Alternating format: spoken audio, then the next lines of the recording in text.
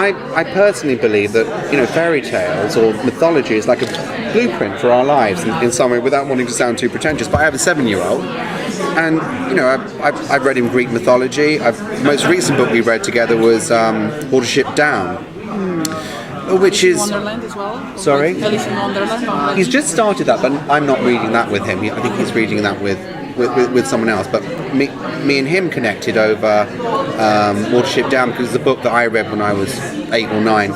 And that novel is based in itself on the Aeneid, the Odyssey, in that it's a journey that involves great tribulation, death, you know, great hardship, and there's redemption at the end.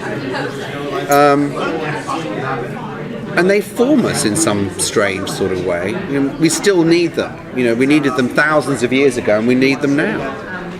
So we may not be sort of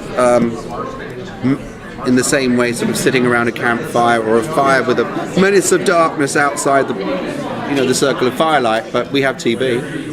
Yeah. Great acting. You know, great performances, hopefully. You know, because in the end, it's about writing and acting. It doesn't matter about, you know, yes, visually the premise of the show is extremely important. Of course, it's probably about 40% of the show. But if the writing isn't there and the acting isn't there, who wants to watch it?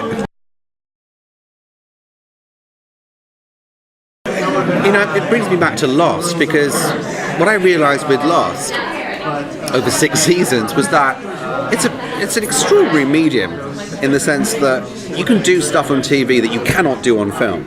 You just can't do it, because you go into a movie theatre, an hour and 45 minutes, 2 hours, maybe the occasional film is 3 to 4 hours, but not so much anymore. But TV, there's an element of ritual to it. People tune in, they watch it. You're literally in people's homes. I remember talking to Barbara Hershey, about when Kung Fu came out, and you know, David at that time was one of that kind of intimacy with an audience was happening for the first time in the early 70s, and I think, you know, that's kind of extraordinary in itself. You're literally in people's homes, you know. I can say that he does have a rather dark and twisted agenda that will affect every character on the show.